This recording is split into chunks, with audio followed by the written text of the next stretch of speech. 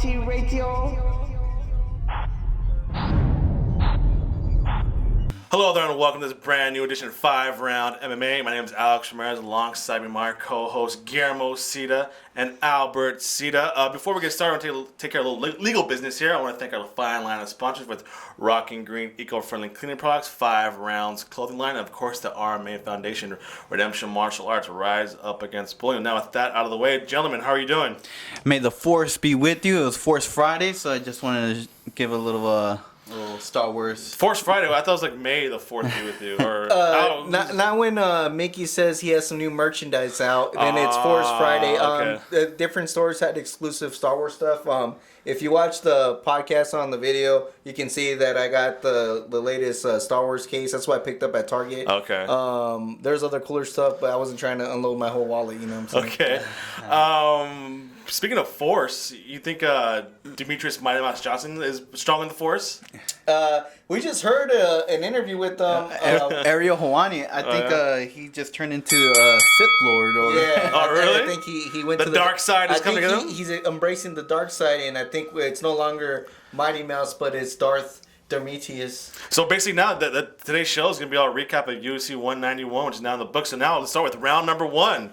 Demetrious Johnson, what's next for the guy? He just basically not demolished, but pretty much one-handedly beat John Dodson, the guy who was so close to him being the first time around.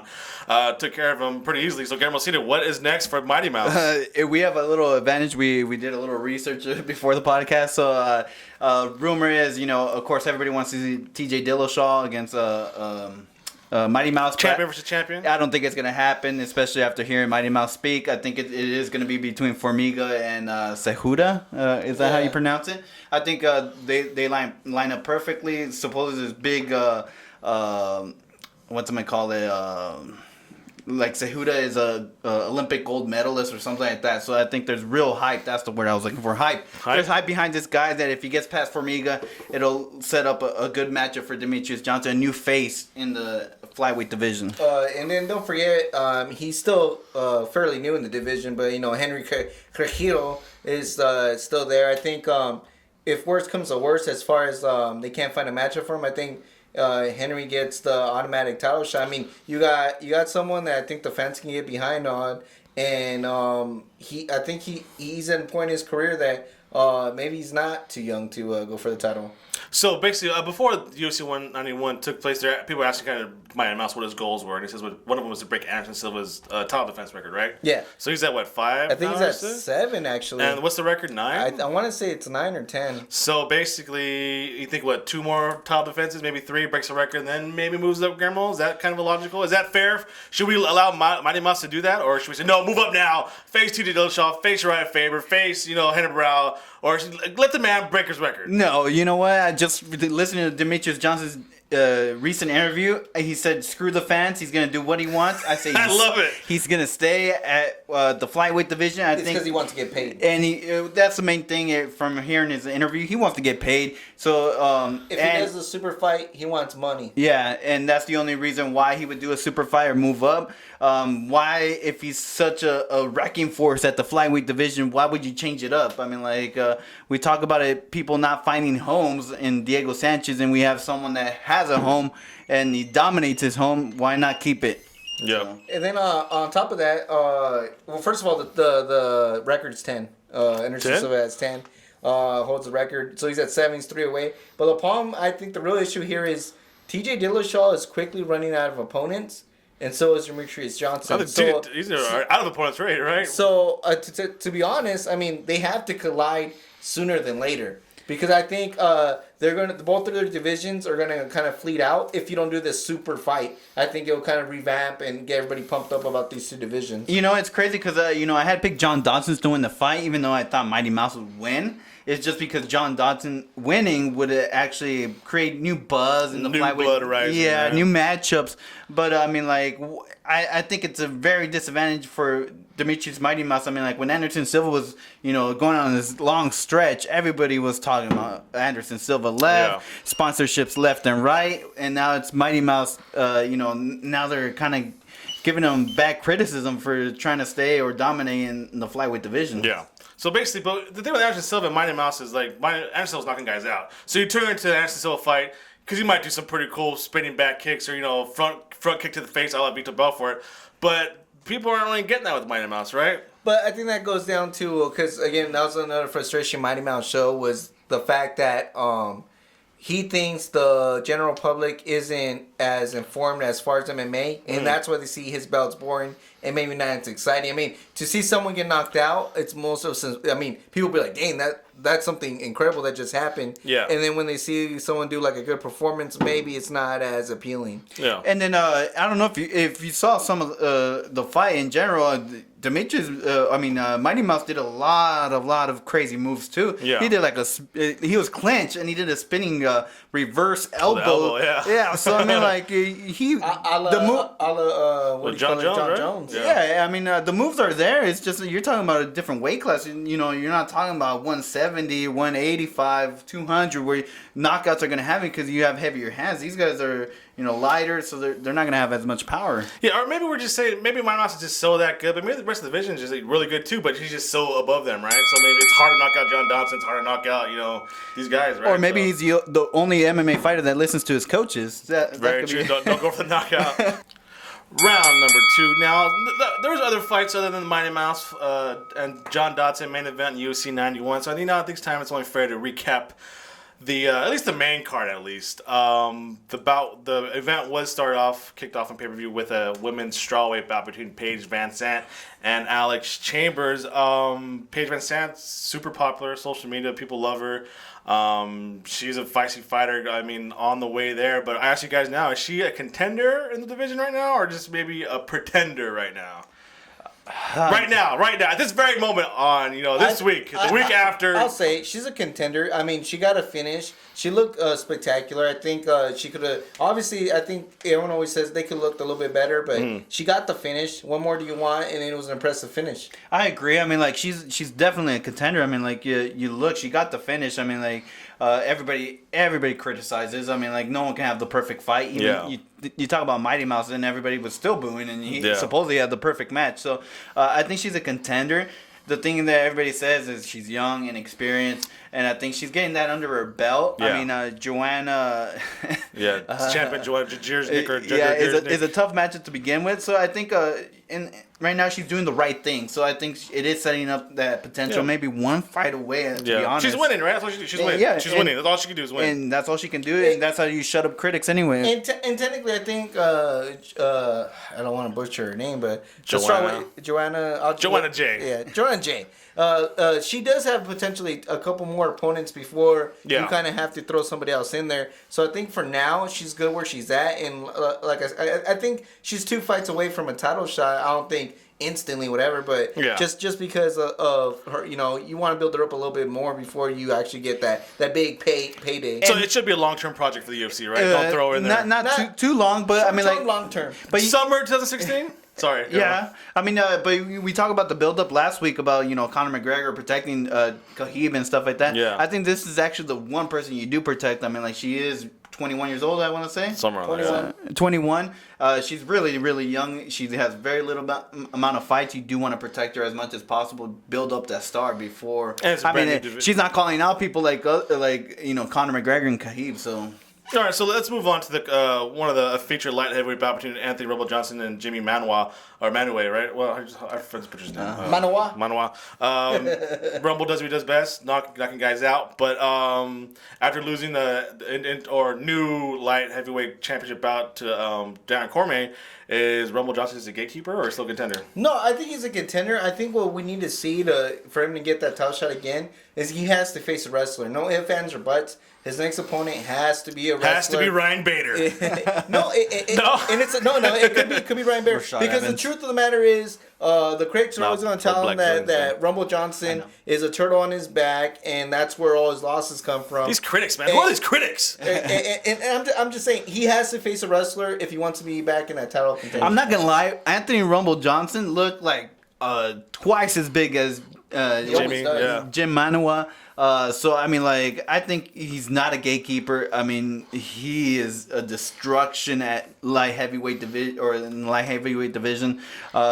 I do agree. We do need to see him against wrestlers before he gets a chance at the belt. And so basically, the next fight, if he gets a wrestler, actually, but I've heard rumors already. He's gonna get the winner out of Glover Teixeira and who's Glover? Patrick Cummings. Oh yeah. So if Patrick Cummings wins, that's actually that would be perfect. But if it's Glover, it's Patrick. Yeah. but if it's a Glover, it's gonna be another slugfest. So We'll see how that goes. I mean, I still believe Anthony Johnson is still right up there in the contenders Shoot, list. to tell you the truth, if they really want to just go for, if they don't really want him to face the title right away, I would even give him Rampage, Mister. I always want Rampage cries That'd be like kinda cool. all he wants to do is stand up and duke it out. Rumble will stand Guess what? up. Rumble will stand up, bro. He will stand up. It would be interesting to kind of see though, like maybe you think should he dabble maybe heavyweight about or just stay at light heavyweight? I think he's in a good position in light heavyweight. Like I said, I think he's just a couple of wins to get his title back, especially if he faces a wrestler. And I guess, like I told you, I mean, if you do that Rampage fight, it's a sellout. I think that's going to be a pretty big I actually event. like that. I hope they do make that. We'll see if someone's watching the show. If Rampage versus Rumble, you hear that, Dana White? You're welcome. I did the hard work for you. That's either good, like a good fight night or even like I'll take that as a co-main event for like one of the No, you reviews. get UFC on Fox, that one main event. UFC on Fox, I bet like you get that millions too. of views. We'll see how that goes. But round number 2 is now over. All right, for round number 3, I want to use a time machine and take us back to 2004. Whoa. Back when Frank Mir and Andrei Arlovski were in their prime. But little did we know that bout took place Saturday night, UFC 191. Frank Mir versus Andrei Arlovski, the co-main event. Actually, has some pretty heavy title implications coming into it now. Not anymore. But now that the fight's over with, Albert, is this what'd you get from your boy Andrei Arlovski here? Look, it wasn't the fight thing everyone expected, especially the way Frank Mir finished his last fight and how Arlovski finished his last fight. You assume that someone is going to get finished in this fight. Yeah. But it didn't turn out that way. It wasn't the barn burner that I think everybody even thought it could have been, even if there was a knockout, it even turned into that. But with that said, I think they both shot themselves in the foot. And now that the Verdum fight has been pushed more back, I think these guys have to face somebody else now. You got George Barnett and Roy Nelson in Japan. But I think in the mix, you still have Stefan Struve that could probably potentially have a good matchup against Arlovski. I think that'll be a cool little matchup because they're both strikers, and just seeing a 7-foot guy against Arlovski is pretty cool. I think. So, Gammer, do you think that both Arlovski and Mir knew that this bout was so important, like coming into it, that they kind of were? You know what? I kind of heard I don't know who it was, if it was on UFC on Fox, but they talked about how maybe they knew that this fight was possibly a number 1 contender fight, that they were kind of timid to go full out because if they did go full out, they might get caught. And because of the high implications, they wanted to play it safe. So I think that played a factor into it. The other thing is, to me, Frank Mir looks so overweight. I mean, it's not even funny. All I saw on Twitter was he just has a dad gut. They were calling him Roy Nelson. They were calling him a pig. This and that on Twitter. But other than that, I mean, like we talked. He talked about who's now kind of overleaped them just because of the bad performance. We still forget there's still Overeem and JDS, and there's also Stipe Miocic. Just hanging out there, right? No, I thought he was fighting Ben Rothwell. Who's fighting Ben Rothwell? No, it is Stipe. Yep. Yeah, so I think that actually the winner from that is that fight. The new number contender bout now? I think Stipe and Ben Rothwell. Well, that's why I said they honestly shot themselves in the foot by playing it safe. I think they if one of them would have got the finish, I think we would have been saying a different story right now. But because there wasn't that big finish that we needed, anybody can probably steal this number 1 contendership now. Anybody you could go all the way down to like the third. Even Matt Mitrione could probably steal this. I mean, you really can't blame Arlovski or Mir because it wasn't not that long ago. Both men were on the brink of retirement. Remember, like that period between when Arlovski was in Strikeforce and World Series of Fighting, he was 1 knockout away from just wrap it up, dude. You're out of here. And Mir was like two, 3 fight losing streak. You know what? You're out of here, dude. So you can understand why they were so timid and so scared. Like they tried so hard, they actually got to the mountaintop again, and now okay, this could be potential number 1 contender match. You know what? Now I'm playing safe, so you can't really blame him for that. Right? And you also got to blame Verdun for all this as well. I mean, blame Verdun for you know everything. what? I have a really beef to what he just did. So if anybody knows, the heavyweight championship fight got pushed back to March. Yeah. And the only reason was because that's when Verdun feels like fighting. There's no injury and stuff like that, and some people try to. I already saw some comments that's like, well, Cain Velasquez did it. Cain Velasquez was injured. there's a complete difference. You can't. It sucks when you hear Demetrious Johnson say, "Why is it some people can call when they fight and not be loyal to the company when the company needs you?" And Verdum over here is like, "Oh well, he made me wait. Now I'm gonna make him wait." And not only does it throw that fight off, it throws everything off because now instead of it could actually help Arlovski. Hey, you know what? He did win. He didn't be. He wasn't spectacular, but we got to throw in the next potential matchup for Verdum versus Cain That Velasquez. thing with Verdum is significant too, because we just had Ronda Rousey. Her bout was pushed up a whole 2 months, from January to November, and all for the good of the company. So when you have Verdum saying, like you said, "Oh well, I'm just gonna take the March off." And I really think there's only a handful of champions that can actually dictate. As far as being that specific, I think just one is Ronda Rousey. And I really don't think I totally agree. Yeah, I don't think Daniel Cormier has that kind of leverage. I don't think Chris Weidman has that kind of leverage. I don't think. But I think Anderson Silva back in the day. Oh yeah. Oh, you're talking about. I'm currently. I'm saying currently just the Ronda Rousey. I couldn't think of a handful that would be able. I mean, even Chuck Liddell probably would have been able to do something. But I really don't think Verdum is in that spot, and I think this is going to hurt him more than anything. And the heavyweight division, I think, too. It hurts Arlovski the most. It hurts the division. It hurts his the way he's portrayed in the media. It's the way fans, the fancy game from stepping up on that Mexico fight. I mean, he might. If anything, it helps Cain Velasquez have a longer training camp so he can defeat Verdum. I call it now. No cramps, hopefully. Right? No cramps. All right, thanks for sticking around a little short intermission. It's now time to enter the championship rounds. Round number 4, I kind of want to harp into. I'll ask you guys a question here. When you guys hear a fight is announced, do you take it for as it is? Is it a rumor, or do you wait for the official bout agreement to be signed, or do you wait for the weigh-ins for the fight to go? Because we get to that point of the weigh-in sometimes, and the fight isn't going to happen. We see posters, commercials. So personally, Guillermo, when do you know a fight is going to be officially going to happen? When they start walking out with their entrance music, to be honest. Nowadays, right? No, I mean how many people have missed weights or missed injured last minute? Yeah, last minute or what was it? What's his name? Henan Barao, didn't he try to make weight? Blacked out, and then TJ Dillashaw, here you go, Joe Soto on 2 days notice or something like that. So I think until the fighters actually walk out, do not take anything Dana White seriously, because it could change at any instant, and we saw it. This round here, I'm going to focus on the women's strawweight championship. Joanna Jedrzejczyk is going to face now Valerie Letourneau at UFC 193. It's the co-main event. The main event's going to be Ronda Rousey and Holly Holm.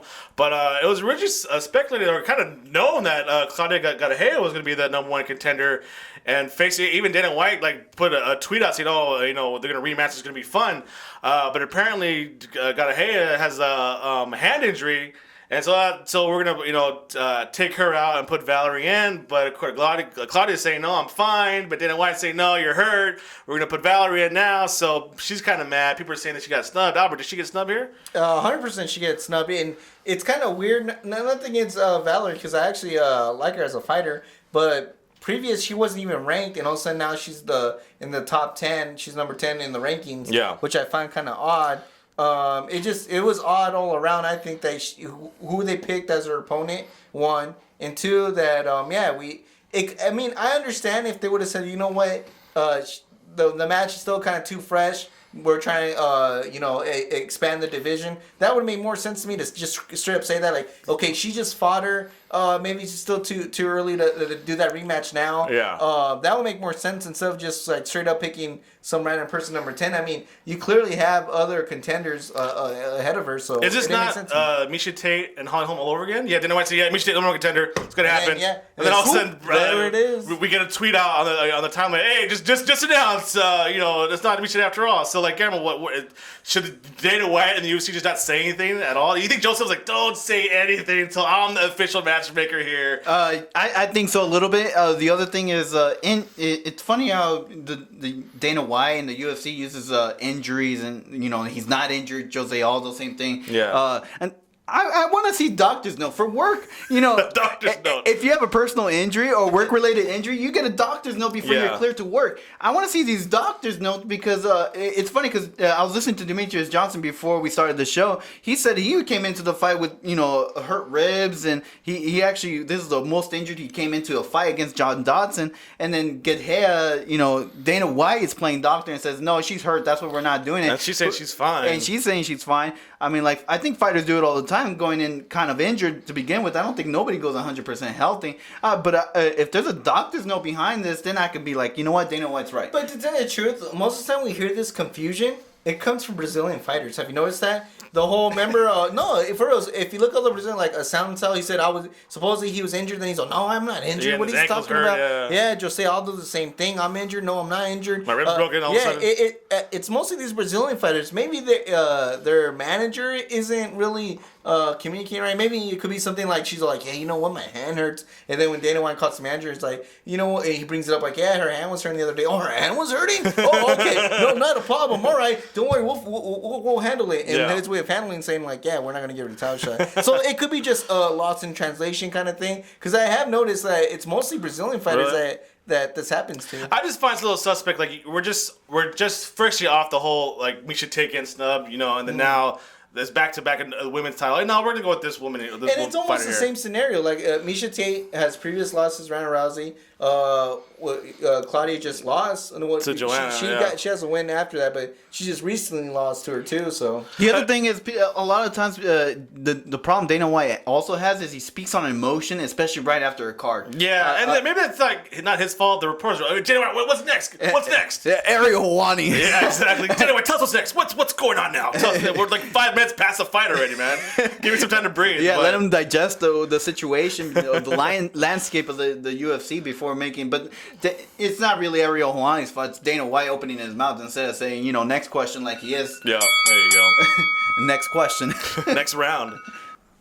Time for the 5th round, the final round. It's time for us to go big, guys. I thought I was going to get TK'd in the last round. I'm going to lie to you. Make sure to hashtag go big. Hashtag go big. The UFC decided to hold a look at us. We're great press conference to go big. Hashtag go big, which I guess announced like all the title fights coming up, right? And they also announced UFC 200, which is taking place July something in Las Vegas at the new stadium that they're gonna open up. You would think they would know by now, like to kind of hold their tongue on some things. Like you may announce that title fight's gonna happen, and these two fighters are supposed to schedule to face each other, but then like injuries or like weight issues or failed drug tests come up to have these.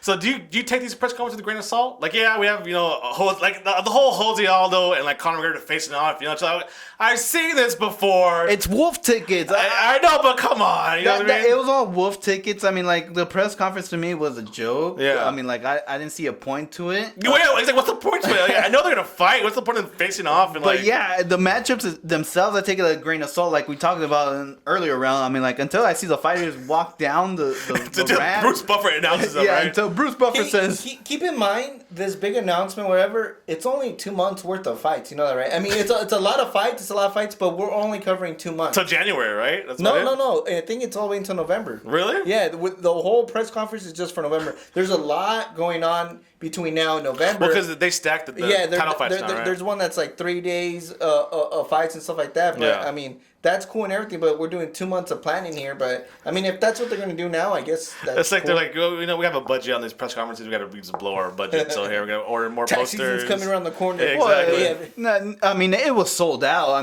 mean, I don't know if I don't know if they were paying, but it looked pretty crowded. So I think it did generate a lot of buzz, which is a good thing. And again, Conor McGregor stole the show. So it all in all, it was pretty much just to display. Yeah, but like it's like all these things of Jose Aldo and Conor McGregor getting in each other's face. Like, yeah, okay, cool. They're wearing suits. They're yelling at each other again. But I saw all this already for it to lead to nothing. So and then all the questions were directed at Conor McGregor to begin with. Man. So, but I mean, even to like, okay, it's cool to see Donald Cerrone, but like, it's like, what's the point of having this press conference and one of them gets hurt? You know what I mean?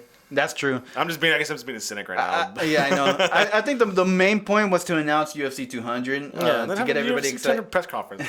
All these guys waste their time instead of saying go big event. Yeah, it's like they announced. It's like almost how horrible the Reebok unveiling was. Remember? Yeah. Just have all the guys just stand out wearing those ugly shirts and like just stand there and pronounce people's names wrong and stuff like that. So I think the UFC is like. The more they're trying, the more it seems they're kind of not failing, but it's like, come on, guys, come on. And all this kicks off with Josh Nelson in Japan. This is how we're kicking it off, and we're starting off right. That's a heavyweight division for you, though. Yeah, and then with the co-main event, Gregor Mousasi and Uriah Hall.